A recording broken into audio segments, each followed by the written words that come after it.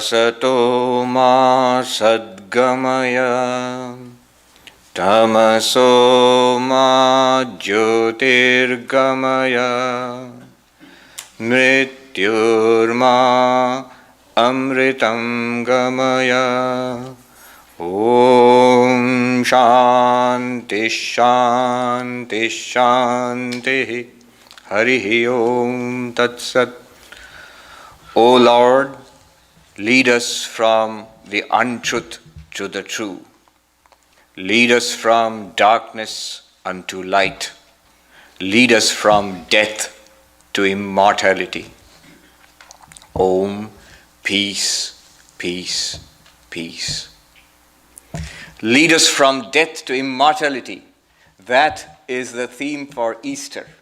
And that is the theme we have this morning, victory over death. I initially thought I would speak about the Katha Upanishad. And then I saw this is Easter. So maybe I would have to speak about Easter. But then I saw they are virtually the same subject. Katha Upanishad and Easter, both are victory over death. Here we all are this beautiful Sunday morning.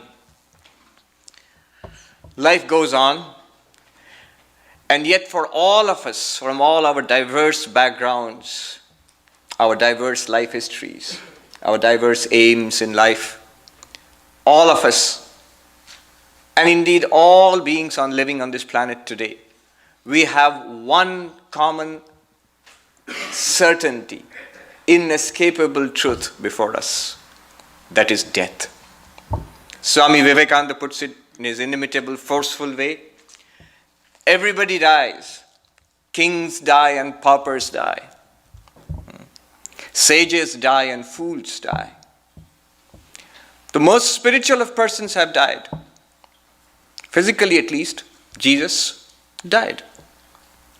Ramakrishna, Krishna, Rama, Buddha, they all died. The greatest of sages die.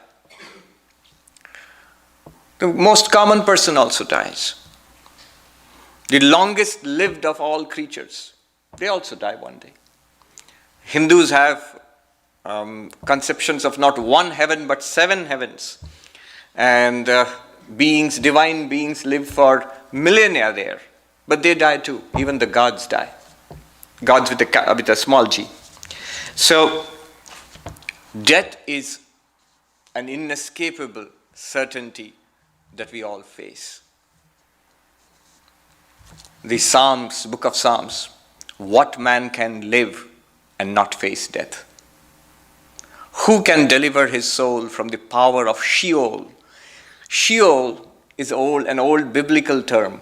It means exactly the Sanskrit Yama, the Lord of Death, the land of death. Who can live and escape the land of death? So Sheol is the land of death, Yama. Bhagavad Gita. Come forward. You can come here. There's space here. Yeah. Bhagavad Gita. Jatasya hi dhruvo mrityu. To be born there is a certain fate, and that is inescapable fate. Dhruvo, certain, is death for the one who is born. So the Buddhists, in their typical put-downer way, and they are absolute realists. They say every birthday is 1 year closer to the end. Birth is just the beginning of the end. So,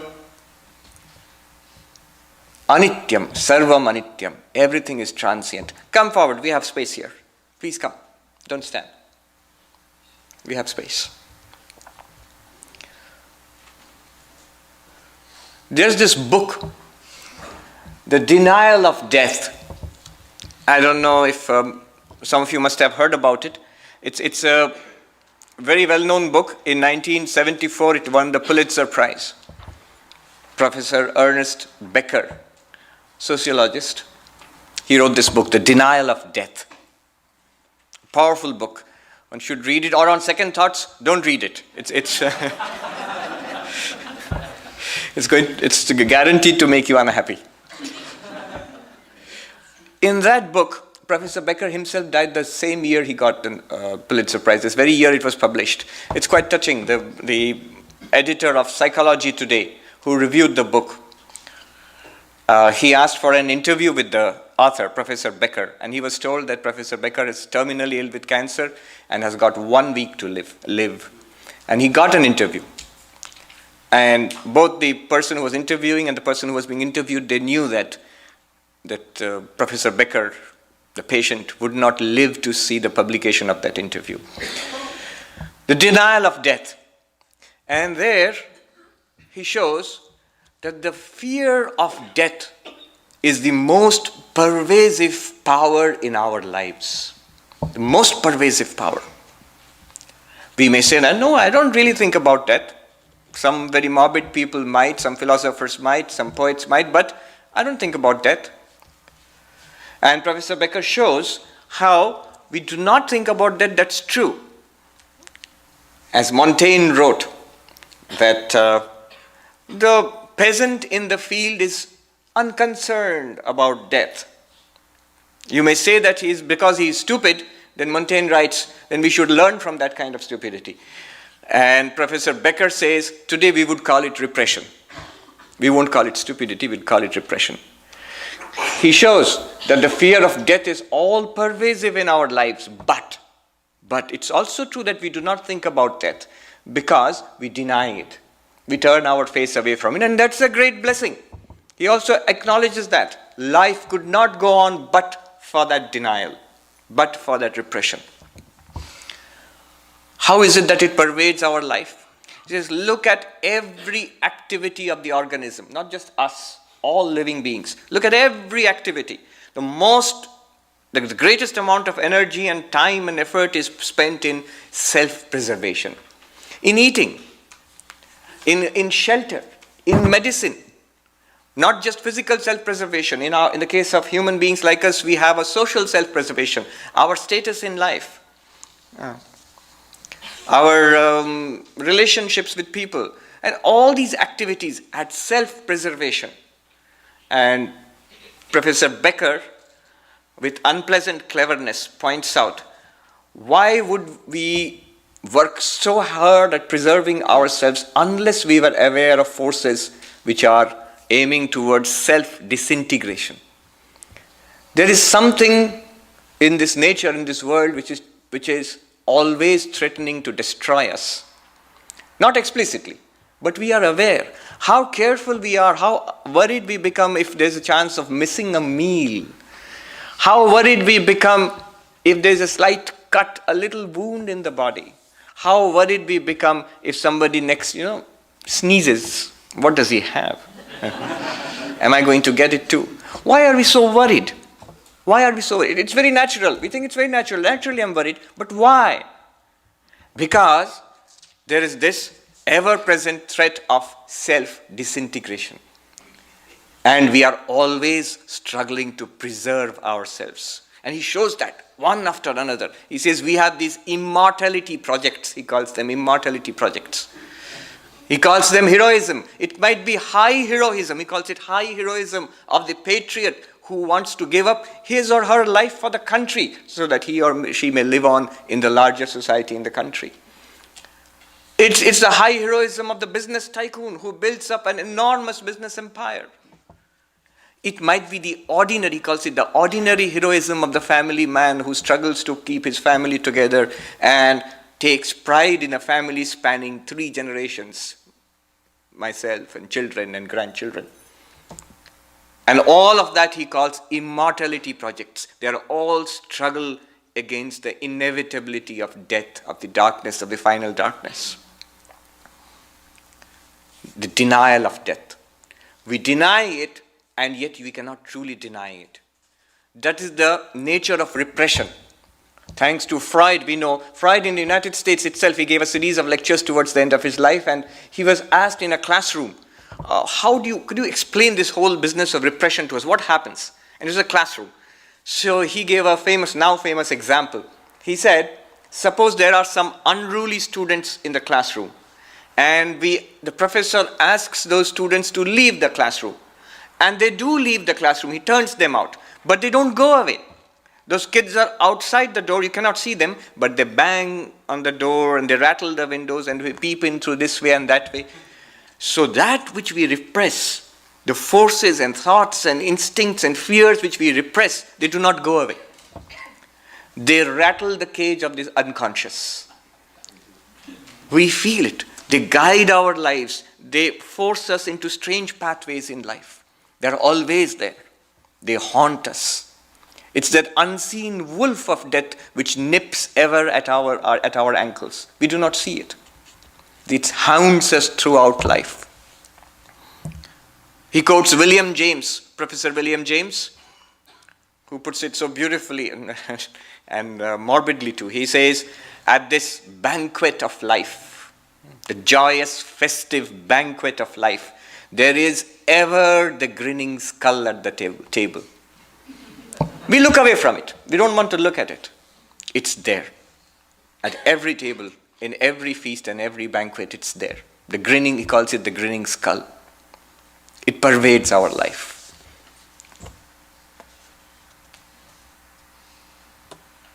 Katha Upanishad is about that.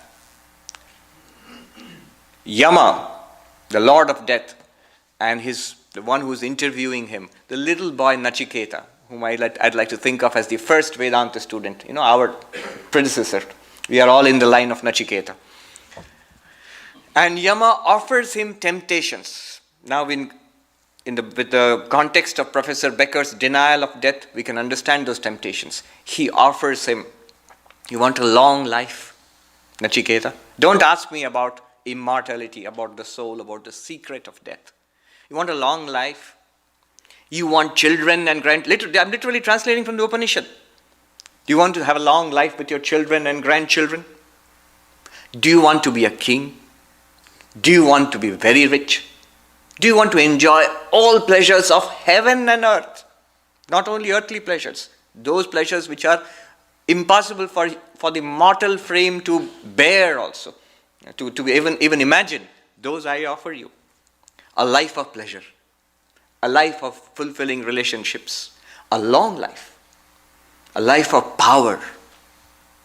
A life of acquisition and richness. Immortality projects. All of them. And Nachiketa's answer is very direct. He says, he has 3 points to make. One is that as long as you are there, O death, all of this is meaningless. Because I may get all of it, but the day I die, it's all gone. At that point, it would be like not having any of it at all. And the other point he makes, of course, is there's a limit to what we can enjoy. As Somerset Maugham says, if you pursue pleasure single-mindedly, very soon you find nothing pleasing anymore. So he points that out. And the third point is the spiritual quest. I want the answer to my question. And he answers, and he says very cheekily, after all, he's a kid. So he says, he thumps his nose at, what's the expression? He thumps his, at Yama. He says, Tavaiva vaha tava nritya gite. Thou can keep thy chariots and song and dance. You can keep it. You have your fun and your riches and your pleasures. You keep it. I want the answer to my question. So all these immortality projects, they are bound to fail. They are bound to fail. Nobody has succeeded. As the book of Psalms says, who can preserve himself from the power of Sheol, or the power of Yama, power of death? Later on in the Bible we find, what man lives who can add an hour to his days? Not even 1 hour we can add. Jesus, we know, after the crucifixion, he was buried, and the powers that we were very careful about keeping his body away from the disciples because they were afraid of trouble being created by the disciples. And on the third day, that's today, Mary Magdalene. She went to the tomb where Jesus had been buried. And this is from Matthew. The whole account which I'm giving you now is from Matthew. She went there and she saw something interesting. As she approached the tomb, there was an earthquake. And it shook. Everything shook. And an amazing creature, an angel of the Lord, descended from the skies. The description in Matthew is thrilling. He looked like lightning. The angel looked like lightning. And his dress was all white. And he descended from the sky. And the account is very interesting. He came to the tomb of Jesus, and Mary was watching. Came to the tomb of Jesus, and this amazing creature, today we would call it a UFO sighting or something like that, This amazing creature, he came and sat down on the tombstone. And it had been opened, the tomb was open. And the angel spoke to Mary, saying that, I know you come looking for Jesus who laid here, but he is not here anymore. He has risen. The Christ has risen, and you go to Galilee, tell others, you will find him there. And the angel disappeared. Mary rushed, told the other disciples. On the way, she actually saw Jesus. The disciples saw Jesus in the flesh. Actually, Jesus was there. That's the account. And they fell at his feet and they worshipped him. And he said, all of you come to Galilee, I shall speak to you there. So this is the story of the resurrection of Christ. What is the meaning of this? In traditional Christian theology, this is central. I heard a Christian preacher saying that without this event, whole of Christianity becomes meaningless. In fact, this is the crucial point, where religion offers a solution, not another immortality project, but a genuine solution to the problem of death, the only solution. The Upanishads, Swami Vivekananda loved to quote this one, Shrinvantu Vishve Amritasya Putraha. Listen, ye children of immortal bliss. We are mortal. And the Upanishadic sage calls us children of immortal bliss. Aye dhamani divyani tastu. And if there are gods in higher heavens, you also listen, because what I'm going to say, you do not know. This is something new. You can come here, there's space here. What I'm going to say, you do not know. Vedaham Purusham Mahantam. I have known that infinite being. What kind of infinite being? Aditya Varnam, Tamasah Parastat, blazing forth like the sun, forever beyond darkness. Tameva Viditva Ati Mrityumeti. Having known that, here is the crucial line, one goes beyond death. Ati Mrityumeti, one transcends death. One goes to the further shore of our mortal world. One transcends death. This is a Bengali poet who sings that, tired after life's journey, I come to thy shores. What shall I see there? Will the boat that takes us across the ocean of life, will that boat be there, or the boat will not be there? If the boat is not there, what should I think? Is it all false? Will the boat be there, which will take me across this ocean of mortality to the further shore of immortal bliss? Ati mrityumeti. Nanyaf pantha vidyate ayanaya. The Upanishadic sages, they say, we don't know who said it, thousands of years ago. At the very least, by conservative estimates, 40 to 50 centuries ago, 4,000 to 5,000 years ago. Nanyaf pantha vidyate ayanaya. It means there is no other way. No immortality project is going to help. Neither family, nor business empires, nor political empires, nor science, nor art. Nothing. Nothing is going to give you the immortality which you seek. Nothing is going to deliver you from that hound of death which forever snaps at your ankles. Except this. that there is an infinite reality. Realize that and you shall be free of death. Jesus, in the book of John, he explains this further. Martha and Mary, we have space here. You can come here. Martha and Mary, their brother had died, and Lazarus, whom Jesus loved very much. And Martha asked Jesus to help them. If you were here, my brother wouldn't have died, O Lord. And even now, she says, look at the faith. Even now, if you ask God, God will make this child live, this young boy live. And Jesus said to her, your brother will rise again. And Jesus said, he explains, I am the resurrection and the life. He who believes in me, though he die, yet shall he live.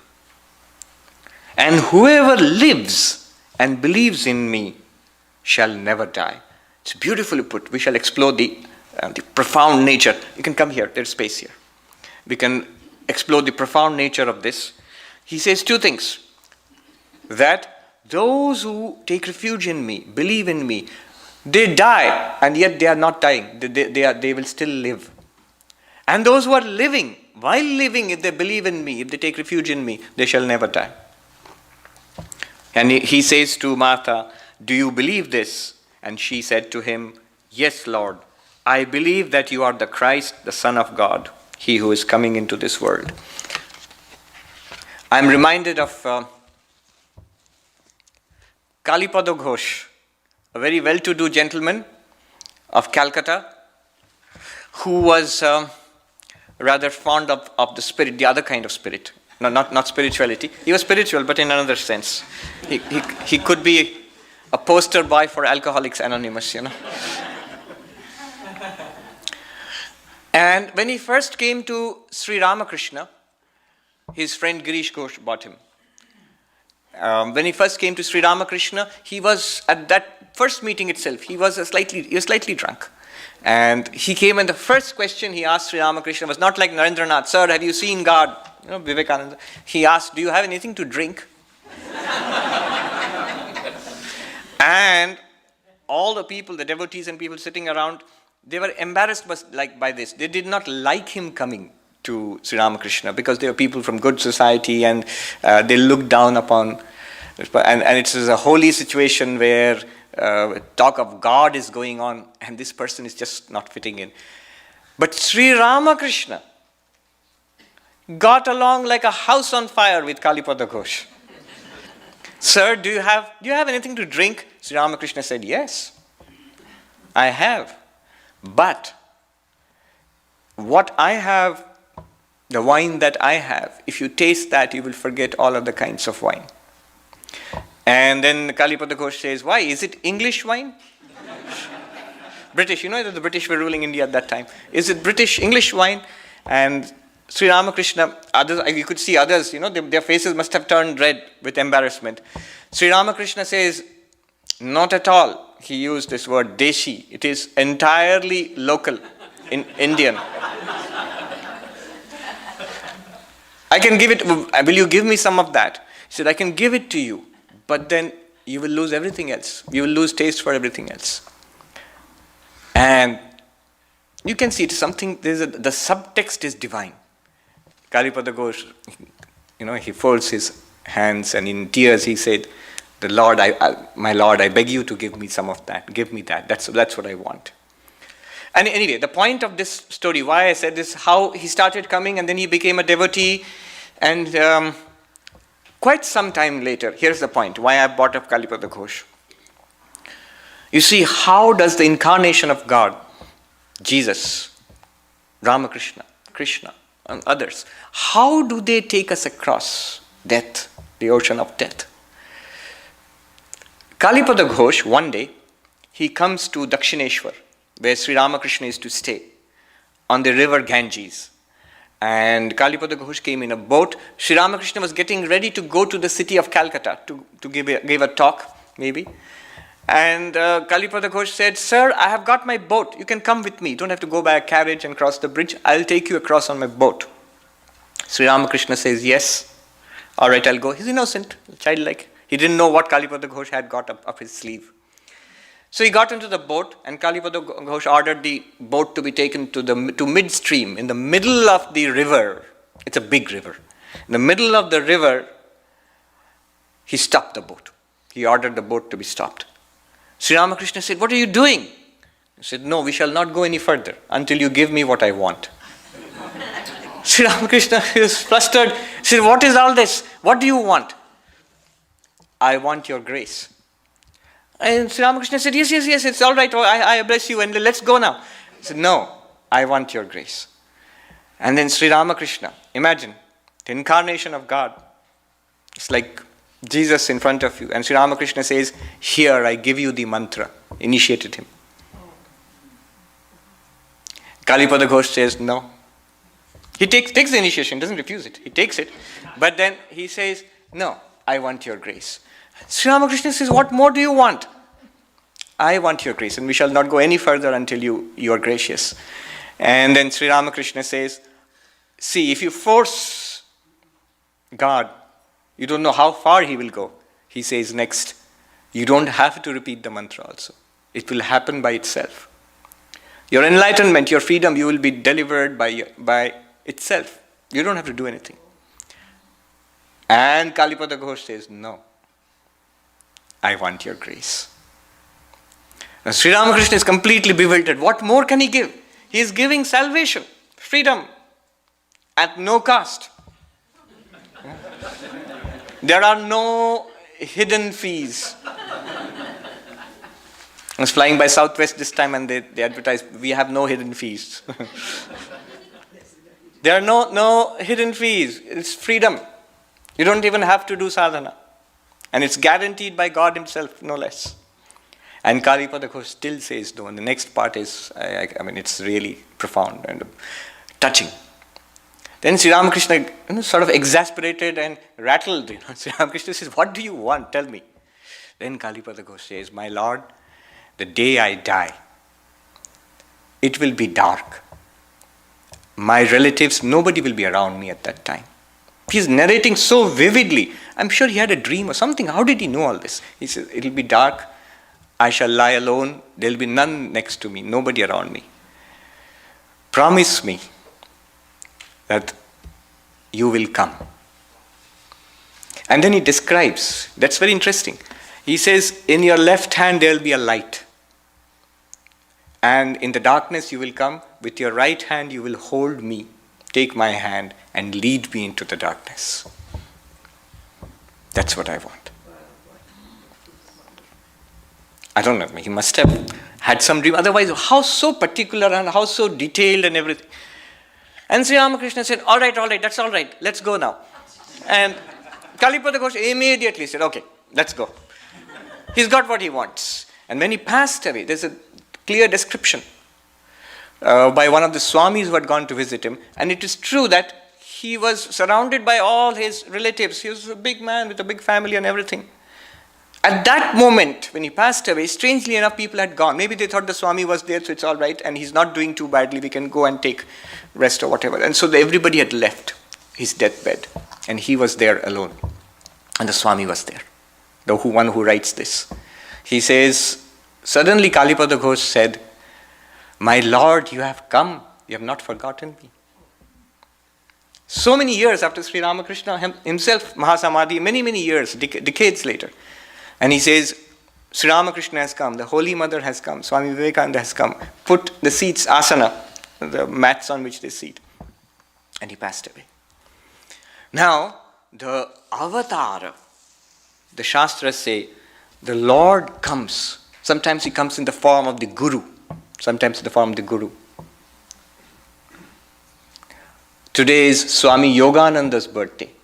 He was a direct disciple of Sri Ramakrishna, one of the first monastic disciples of Sri Ramakrishna. He was born this day.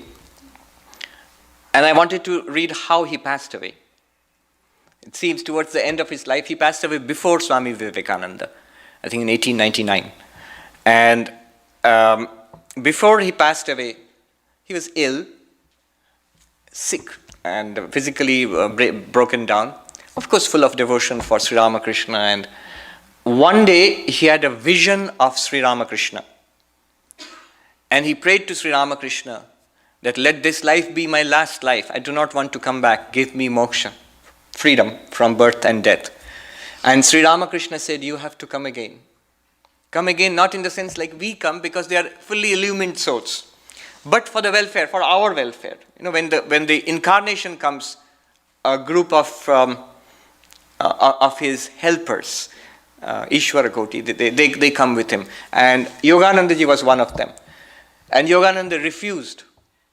He said, no, I will not come again. Let me go this time. And Sri Ramakrishna disappeared.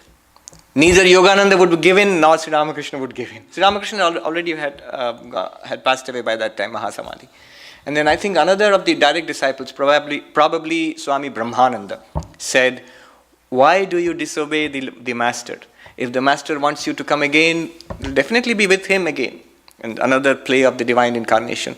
So obey the master, agree to his wishes.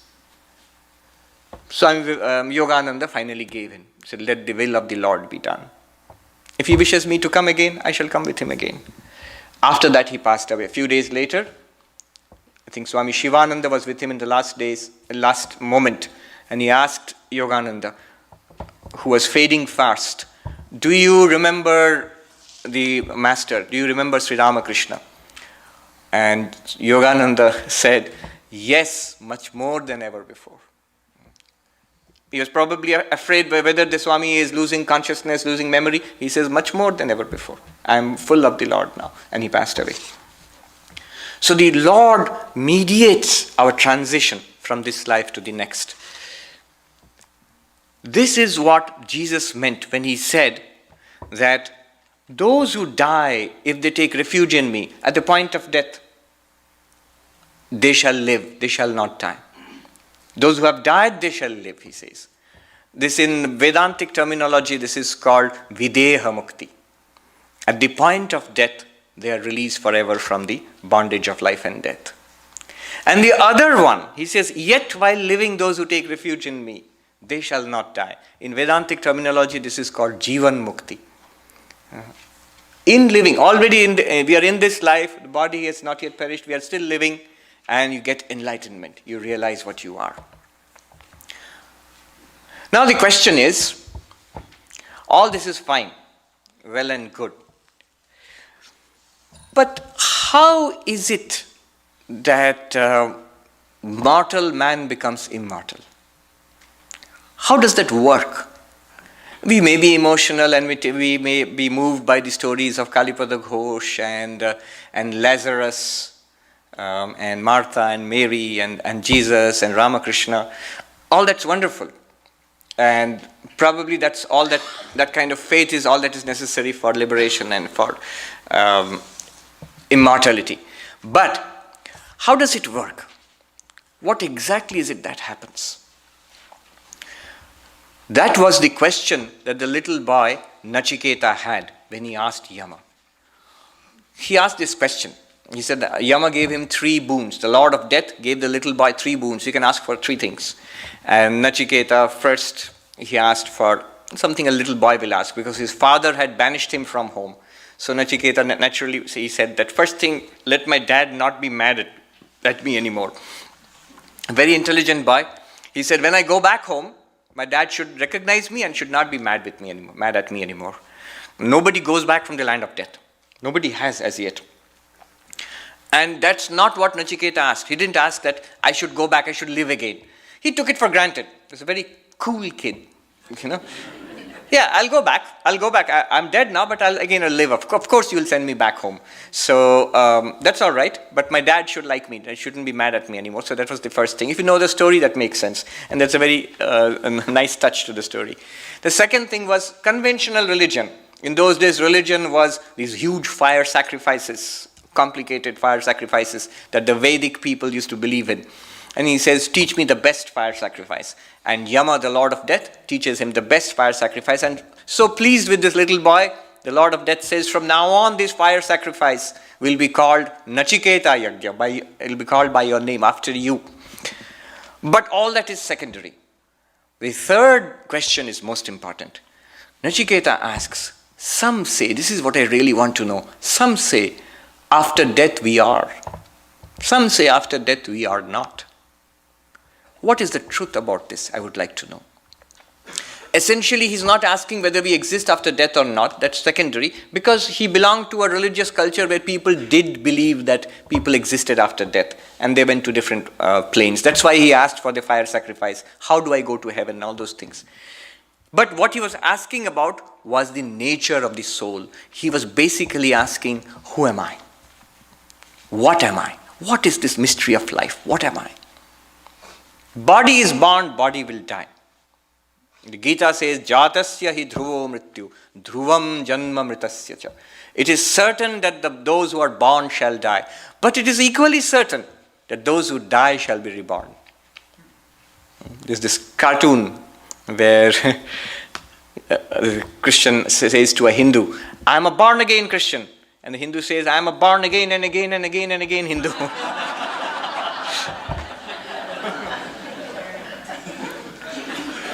So the problem is not that whether we will come again or not.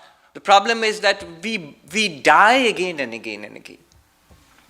And we repeat this futile drama of this life in variations again and again and again. It's this life repeated ad infinitum. Swami Madhavanandaji, who was the president of the order many, many decades ago in the 1960s, and he had come to the United States in New York for an operation, a brain operation. He had a tumor in the brain. And he was being nursed there so that he would recover. And one day there's this very senior Swami, Madhavanandaji, he was sitting in the room nearby, and this group of American devotees were sitting there. They were discussing the latest innovation. The birth control pill had been invented, and it was creating a lot of debate in society in the 60s or 70s, 60s, in the 60s, early 60s. And there were people for it, there were people against it, and so on. They were discussing this, whether it should support it or be against it. And of course, they thought that Swami shouldn't hear this discussion because it's something, definitely he will not be interested in this. And the Swami from the distance, he says, I support it. And then they looked, oh Swami, you have a position on this? And the Swami said, yes, my position is, I am against birth and against death. No birth and no death. And when Swami Vivekananda in the 19th century, late 19th century, when he was in this country, the idea was religion is meant to go, for us to go to heaven. That's the purpose of religion. It's like the conventional religion of the Vedic times, which Nachiketa talked about with Yama, that how can we go to heaven? That was the purpose of religion, conventional religion. And that's what people thought in this country too. And Swami Vivekananda used to deliver these shockers. He would say, I have not come here to teach you how to go to heaven. I have come here to teach you how to stop going to heaven. This gentleman who was with him in a train, he said, well, you are definitely going to hell. And Swami said, what about you? He said, I'm going to heaven. And Swami said, all right, then I prefer going to hell.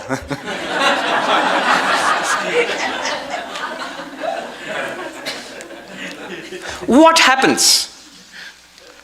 By knowing that infinite reality, an infinite consciousness, one becomes immortal. By believing in the Christ, by taking refuge in Ramakrishna, one goes beyond mortality. But how? By knowing something, by believing something, you do not become that.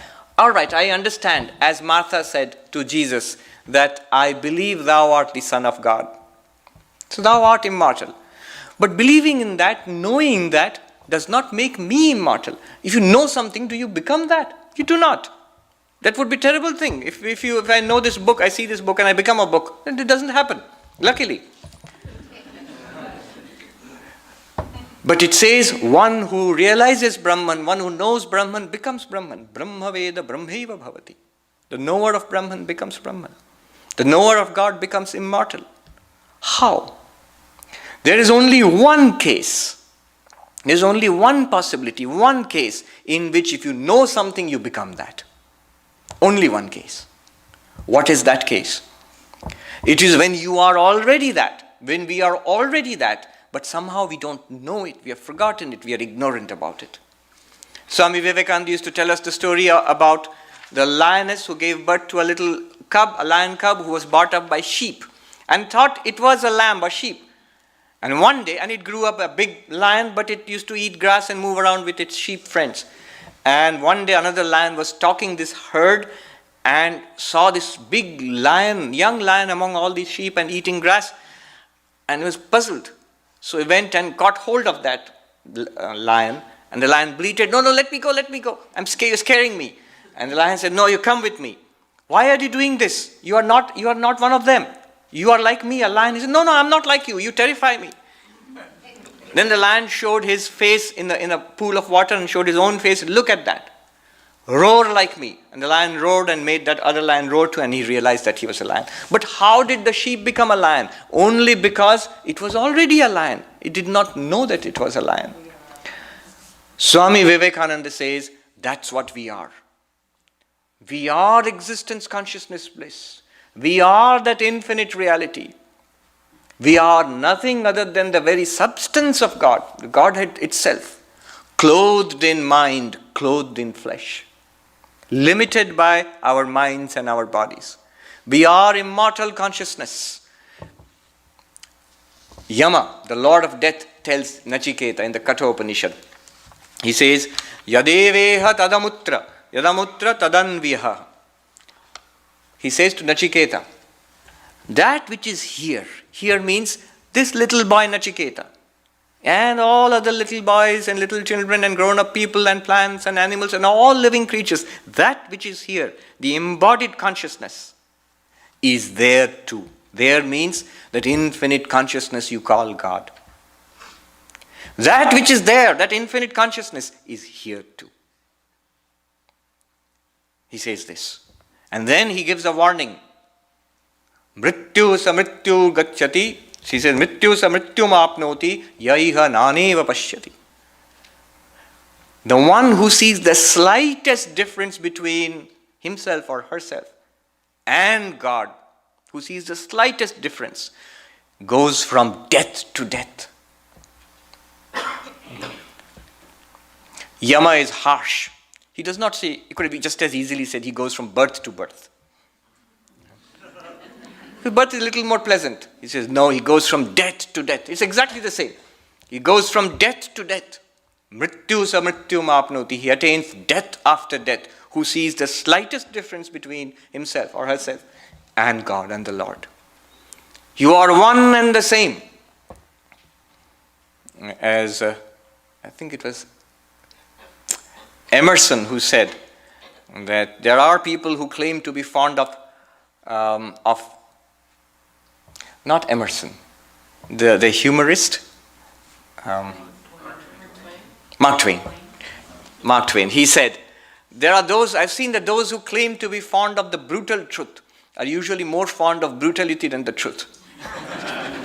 So Yama is a little bit fond of the brutal truth, and he says, attain death after death. One goes from death to death. One who sees the slightest difference between oneself and God. A tremendous statement. This is a Mahavakya.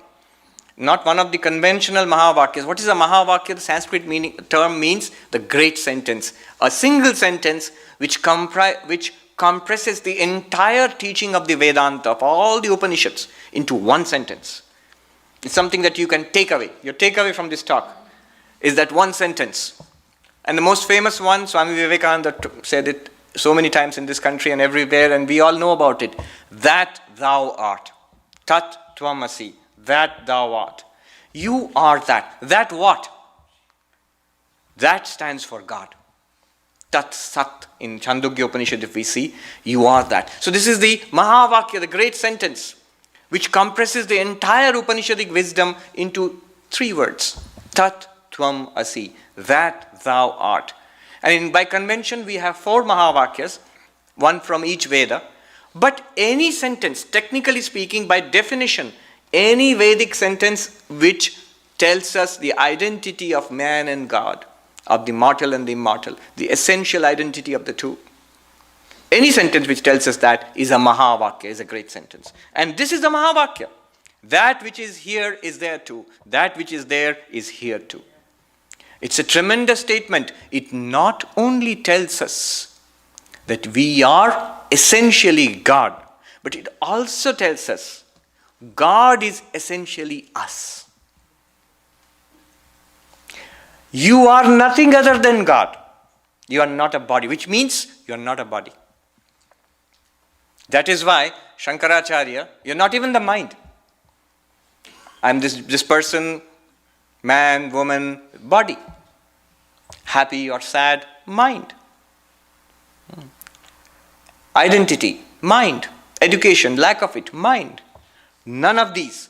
The consciousness, unchanging consciousness which we are, witness of the body and mind, distinct from the three bodies, the gross body, the subtle body, and the causal body, distinct from the five sheets, the Annamaya Kosha, food sheet, the Pranamaya Kosha, the sheet of vital forces, the Manomaya Kosha, the sheet of the mind, memories, perceptions, the sheet of the intellect, Vijnanamaya Kosha, the sheet beyond that, the Anandamaya Kosha, the sheet of bliss and ignorance.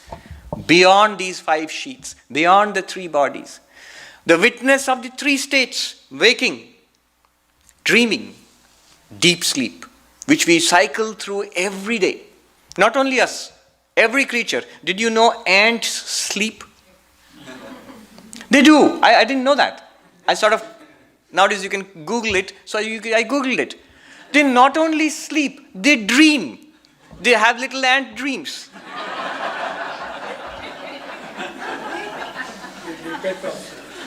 Yes, like we have a REM sleep, rapid eye movement sleep, that's equivalent to dream. People are supposed to be dreaming when this REM is going on, rapid eye movement.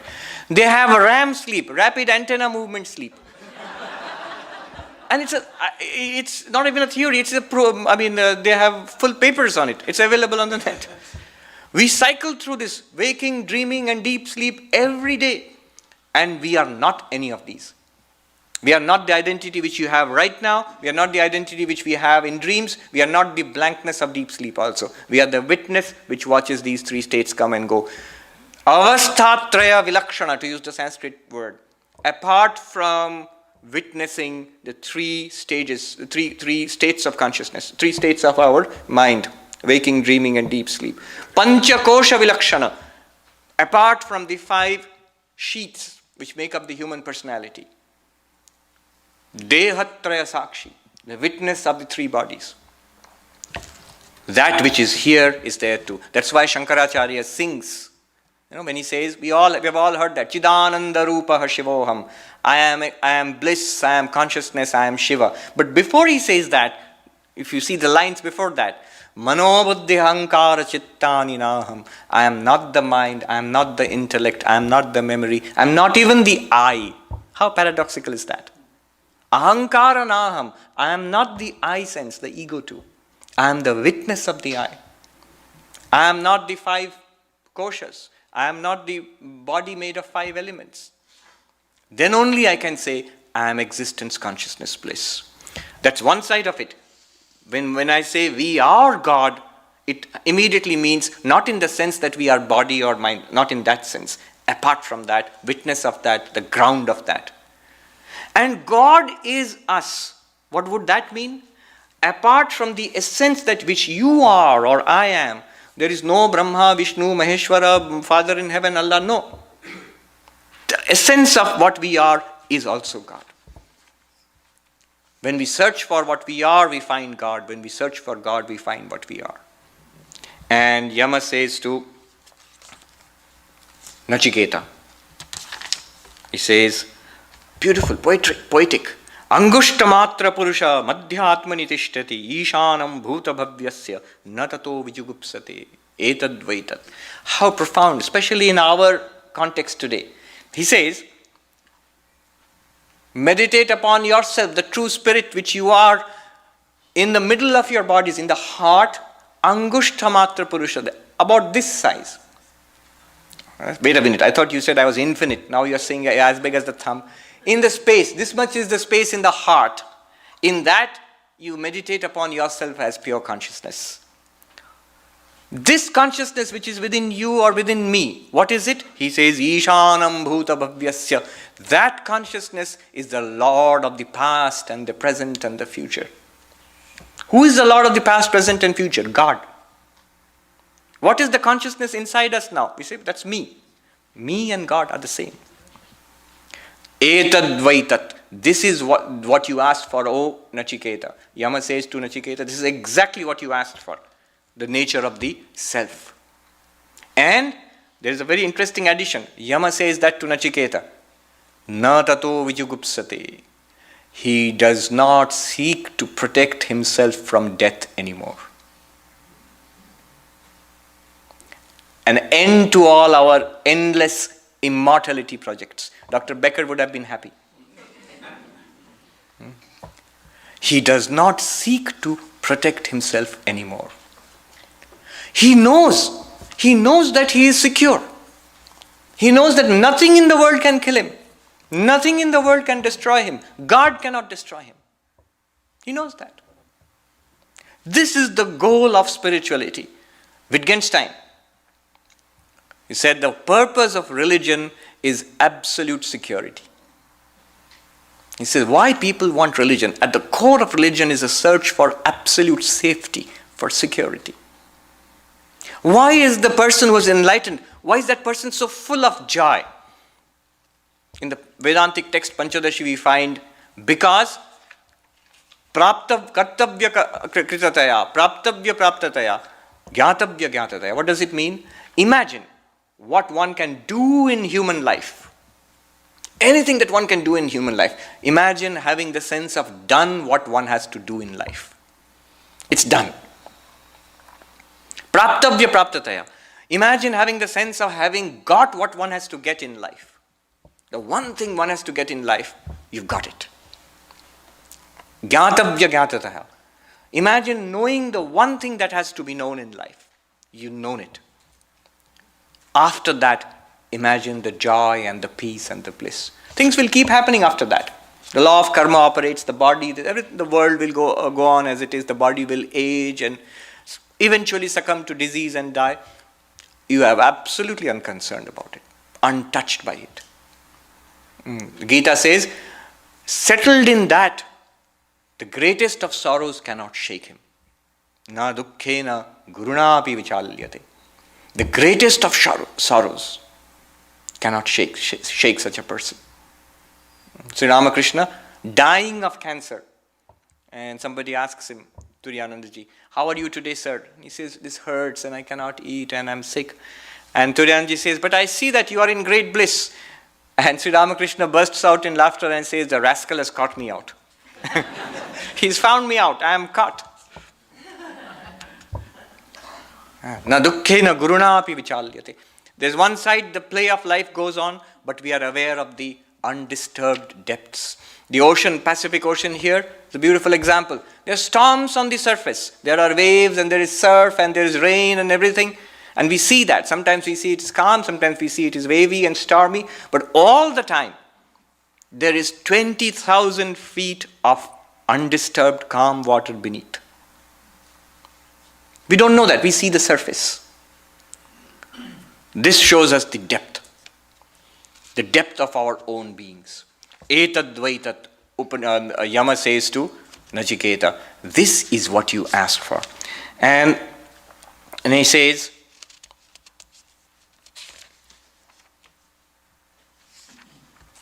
Angushtamatra Purusha Jyotiriva Adhumaka. I like this language. What are we like? You are like a flame without smoke. In your heart, conceive of yourself as a flame without smoke. Consciousness. Smoke, thoughts, feelings, emotions, ideas, preconceived notions, limiting factors. I am this, so and so. Without smoke, a flame without smoke. Jyotiriva Adhumaka. Who is that? That's you.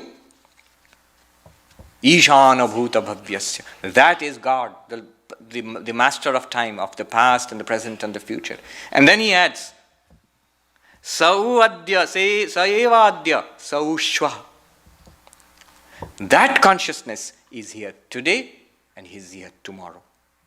He is today and he is tomorrow. That is today and that is tomorrow. So, what it means is, the commentator says, it is immortal.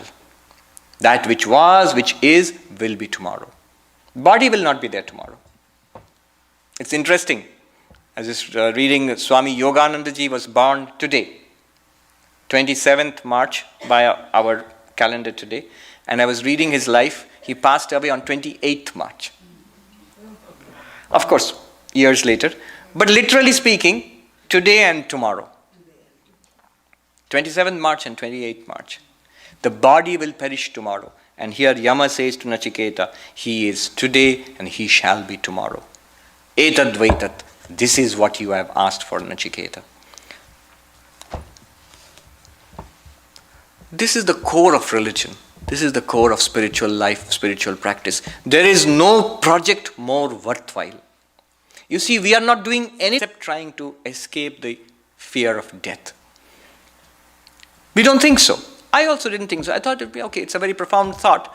But after reading that book, The Denial of Death, Becker, I begin to see now, it's not a theory. It's not a profound thought. It's not something in a sentence a philosopher would be proud of. He shows how it is a living fact for all of us. All our activities, never ever thinking about death, they are all prompted by death, by the fear of death. These are all immortality projects, the highest of ideals, the most commonplace of lives. All of us are struggling against the fear of death, denying it, so we are not aware of what we are doing. We have repressed it. That's what he shows in that book. And religion, spirituality, the message of Easter is, there is a way. Tameva viditva ati mrityumeti. By knowing our true nature, by knowing that which is within us, they say beautifully, that which is behind you, that which is that which is in front of you, and that which is ahead of you. All of it is as nothing compared to that which is within you. Behind us, our past, present, and what will happen in the future. Something will happen. All of it is as nothing. We keep looking towards the future, young people. Back to the past, older people. And in the present, practical people. Within us, spiritual people. All that is in front and behind and in front is as nothing compared to what is within you. And we do not look within. That's another subject. Kathopanishad speaks about that also. Why we do not look within and what can we do to look within. So the whole point of Easter, of the Kathopanishad, of spirituality and indeed of religion is to find a way to transcend the fear of death, to recognize our immortality and to be free and to live. Then only we can live in freedom and in joy and in peace. Om Purnamadah Purnamidam Purnat Purnamudachyate Purnasya Purnamadaya Purnameva Vashishyate. Om Shanti Shanti Shanti. Hari Om Tat Sat. Sri Ramakrishna.